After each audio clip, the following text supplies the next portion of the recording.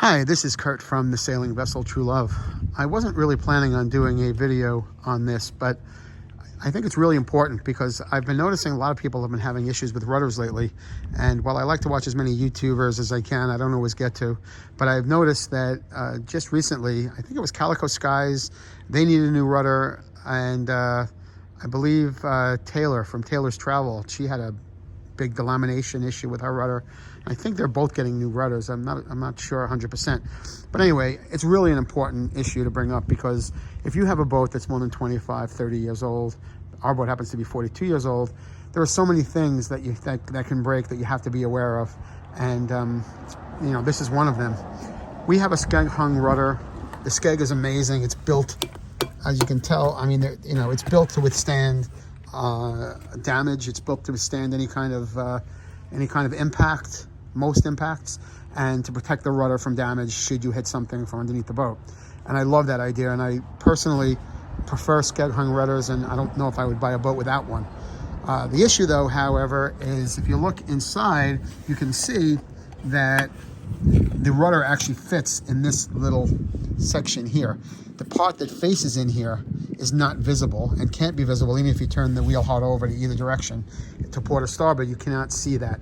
And as it turns out, we were sailing last summer at one point towards the end of the summer, and I felt a little vibration. I felt something that just didn't seem right. It was very, very subtle, but it just didn't seem right.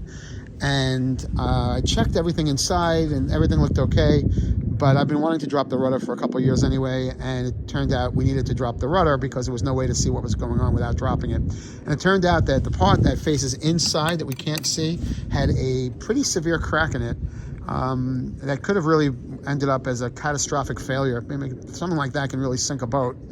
And I do have plugs this big. I have plugs this big, so I could hopefully have plugged it up if something had happened. But you don't want to go there. You don't want to get to that point. So rather than try to fix the rudder, it just makes sense to get a new one. So Fast Foam in Florida is building us a new rudder. They are the rudder people. I know they've been around forever, at least certainly almost as long as I am. So they had the mold for the rudder, so I was really excited about that because Gulf Stars were built in Florida, not too far from there actually. So that's very exciting. I've scratched all the barnacles off, anything that was in here, so that'll be repainted again. And then the rudder should take 4 to 6 weeks. But I bring this up because if you have a boat that's 25, 30, 35 years old, and you do have a skeg, and a lot of boats from that generation from the 70s and 80s, and even to the 90s had skeg hung rudders.